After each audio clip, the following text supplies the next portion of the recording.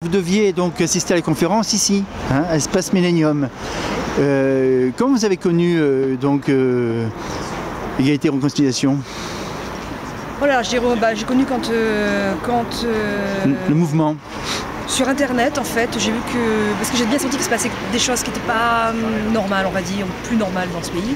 Je me suis dit mais il doit bien y avoir une dissidence quelque part ou quelqu'un qui explique les choses, parce que c'était une espèce de brouhaha culturel, économique, politique. Donc, puis je suis tombée dessus, je sais plus, sûrement par hasard ou dirigée par des personnes un réseau en fait. Hein.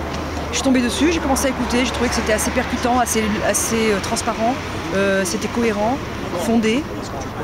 Voilà. Et j'ai trouvé que l'homme avait l'air en lui-même transparent, honnête. Voilà, une démarche honnête, percutante. C'est vrai qu'il a un côté percutant, je pense que c'est du fait qu'il fait de la boxe. Mais voilà, j'ai trouvé que c'était... Puis il véhicule, j'aime bien ce qu'il véhicule dans des principes d'humilité, de revenir à du raisonnable, revenir à de la réflexion pure et dure. Vous comprenez qu'on puisse interdire comme ça l'accès à une salle après l'avoir réservée? Je peux le comprendre, parce que je peux comprendre pourquoi ça fonctionne comme ça, mais je ne l'accepte pas, je ne le tolère pas. Je trouve que c'est indigne au XXIe siècle, en 2014, en arriver à une nouvelle censure, parce que c'est la censure, hein, tout simplement, hein. Une censure qui finalement fait le contraire de ce qu'elle doit faire. C'est-à-dire, au lieu de laisser glisser, de laisser les gens avoir des avis différents, ils viennent marquer cette dissidence comme ils la stigmatisent en fin de compte.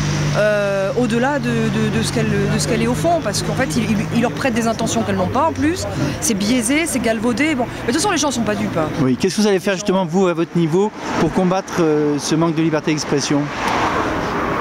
Alors déjà, qu'est-ce que vous allez faire personnellement? J'allais dire voter, mais voilà, j'ai continué à ressortir mon bulletin de vote pour essayer, je sais pas, de retrouver des gens qui soient... Mais c'est pas mon politique, ça, Espace Millennium. Non, c'est vrai. Déjà, moi ma parole, celle que je véhicule, elle est... Justement, je démontre. Moi, hier j'ai téléphoné à ma tante. J'ai une tante qui a fait la guerre, qui était résistante pendant la guerre, vous voyez. Et je l'ai appelée pour connaître son point de vue sur la question, parce qu'elle a été résistante, elle a aidé Lucie Aubrac à décoller quand elle était enceinte jusqu'aux dents.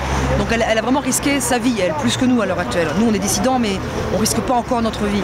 Mais bon, en 44, c'était autre chose. Et j'en ai parlé, puis elle m'a dit, bon, c'est vrai que d'une part, peut-être qu'on n'avait pas besoin de remuer les choses comme ça, etc.